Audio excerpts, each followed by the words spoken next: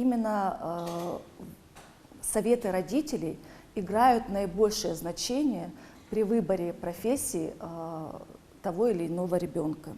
Именно советы. Каждый родитель должен отдавать себе отчет в том, что он лишь помогает ребенку определиться, а вовсе не решает за него. Потому что выбор будущей профессии – один из самых важных этапов в жизни подростка. Ведь с этим занятием он связывает всю свою дальнейшую жизнь. Основная тема сегодняшнего собрания – донести эту мысль до родителей. Очень важную роль сыграли мои родители в выборе моей профессии. Тем более я выбрала очень важную профессию – это медицинское направление.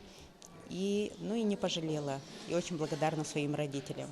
Также принимаю важную роль и в выборе профессии своих детей. У меня школьники, выпускники в 10-9 классе, и в выборе профессии мы уже определились. Родительское собрание проходит в рамках Всероссийского профориентационного марафона «Россия. Мои горизонты». Мероприятие помогает еще раз подчеркнуть важность и значимость разговоров, профессиональной ориентации и выборе будущей профессии. Ответить на самые популярные вопросы школьников, их родителей и педагогов. Сын Радимы Газгиреевой несколько раз менял мнение по поводу выбора профессии. Кем бы он ни захотел стать, его всегда поддержат дома, говорит мама выпускника. Я ему говорю, то, что тебе нравится, в этом я тебя буду поддерживать, помогать, направлять. По крайней мере, так говорил, что он хочет стать остеопатом, врачом.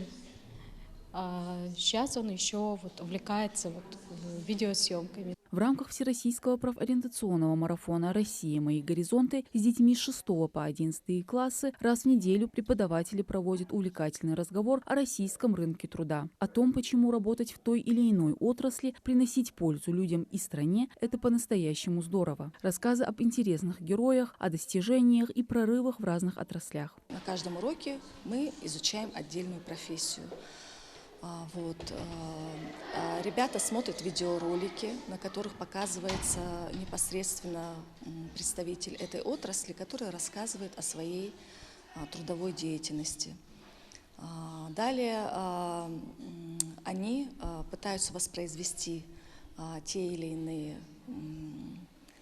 профессии прямо на уроке. То есть, например, если мы изучали образовательную какую-то сферу, ребенок может представить себя учителем и как учитель провести какой-то небольшой отрывок на уроке, то есть представить себя в этой роли. Или, например, это медик.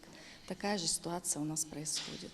Курс «Россия. Мои горизонты» рассчитан на 34 часа, и проводиться он будет в каждой школе нашей страны. Однако образовательные учреждения могут сами выбрать, сколько часов необходимо уделить профориентации. Мадина Цора, Муслим Арчаков, Магаз 24.